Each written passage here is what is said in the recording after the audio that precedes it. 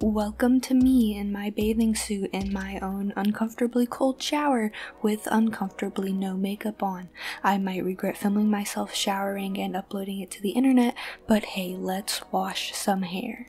If you haven't seen my last video yet, please go check it out. I have condensed the entirety of my hair care routine and tips into one video, including information about how I wash my hair, which I will obviously be expanding upon in this video. And be sure to like and subscribe if this video ends up teaching you something. So this is my hair pre-shower. We got some waves in it because I wear a braid 24/7. We got some crazy looking bangs, you know, the usual. Let me just say really quick that I only wash my hair once a week, usually Sunday, but you can hear more about that in my other video. So can you guess what the first step is? That's right, we get our hair wet while I contemplate how to breathe. If you're curious, yes, my hair weighs a lot when it's wet, but basically it just means my neck is strong. And also, because my hair is so thick, I make sure I scratch my nails along my scalp under the running water to make sure every hair is thoroughly soaked. So for many of you, you might go straight into soaping up, but I go straight into shampoo. We get this out of the way early and quickly because shampoo really isn't all that good for your hair besides getting excessive dirt and oils out. Honestly, I went kinda crazy with how much shampoo I used here. I usually only use half this much. I was just feeling a little wild, I guess. So I smacked that shampoo all over the top of my head. You'll notice I'm not even rubbing it in yet. I'm just making sure I have an even layer around my whole scalp. And only my scalp. The rest of your hair does not need any shampoo because it does not produce oil. So please don't go putting shampoo on your ends.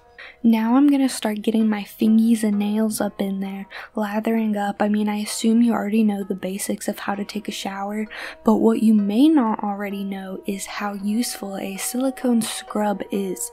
It looks like this, and basically it's a lot more powerful than your fingers for kicking up and removing the dirt and oils and dead skin cells that get stuck on your scalp. I've also heard this is very useful for dandruff, plus it feels like a great head massage. So I work the silicone scrub in circles throughout my scalp, making sure I focus on my crown and middle part as that is where I notice the most oil and built up dry shampoo. Now that we have a good lather, it's time to wash out the shampoo as fast as possible. You do not need to leave shampoo in your hair, so by the time you've lathered it up and scrubbed your scalp, it's already been in long enough. If you're worried about the rest of your hair remaining dirty if you don't directly apply shampoo there, just look at how the shampoo runs off the top of my head and still runs through the rest of my hair on the way down. The second step is conditioner after I have wringed out the excess water from my hair to make sure the conditioner doesn't become too diluted. There are two things you should know about conditioner. One, I use an unholy amount of conditioner, as you will see shortly, and two, the specific brand of conditioner does not matter.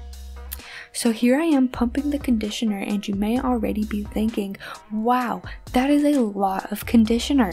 Don't worry, I'm about to do that 5 more times. I am not kidding, nor exaggerating.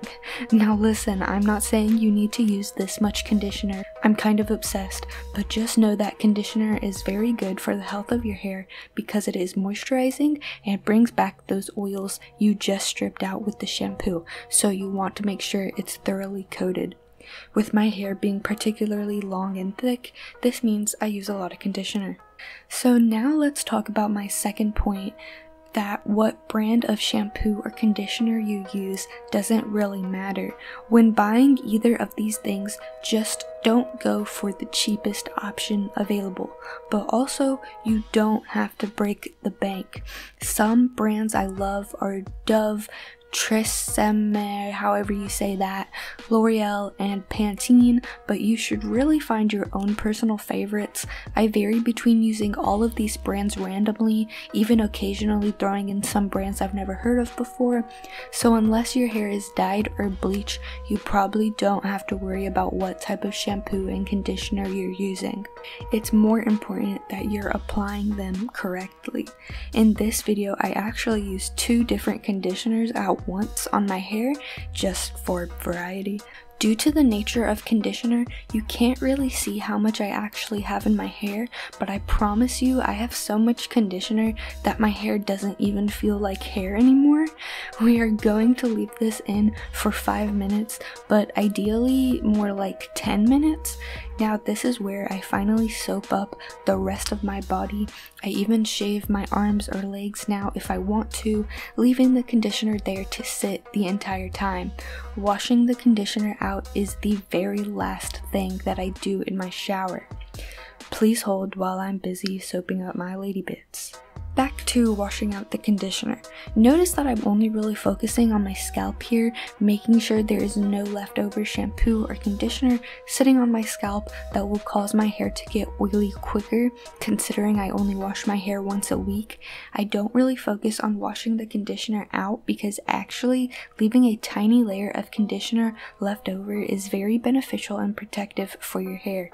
So sometimes if you directly touch and wring out your ends and really focus on washing out the conditioner, then you will just end up washing out all of the conditioner, not leaving that tiny layer left over.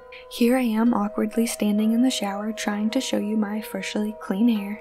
So I just wanted to throw in some bonus footage real quick because, as you might expect, my hair is usually pretty knotted up after a shower, especially considering you should never try to get knots out while your hair is wet because the strands are a lot weaker and are more likely to get pulled straight out of your scalp. So my hair has been drying for about an hour. I have already brushed out the right side that you're looking at, but let's show you how I did this on the left side. When starting, I brush from the very top on my scalp and I'm essentially just pulling the knots down towards the middle of my hair. Some people may think this is counterproductive, but I think knots are a lot easier to deal with if they're all in one spot. So I'm pulling those knots downwards, but you'll notice that I'm taking the brush out once I reach those knots and I can't go any further because otherwise you're just going to yank your follicles out. So now that the lower half of my hair is messed up, I grab at the top of the knots and use the back of my forearm as a table to brush on. My arm is there to make sure the brush reaches completely through my hair. Otherwise, the brush might only reach like halfway through, considering the thickness of my hair.